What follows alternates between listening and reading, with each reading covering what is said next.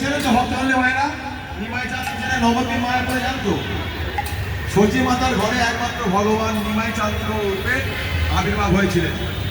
তাই নদিয়া নবদ্বীপে আমাদের যাওয়া অবশ্যই দরকার।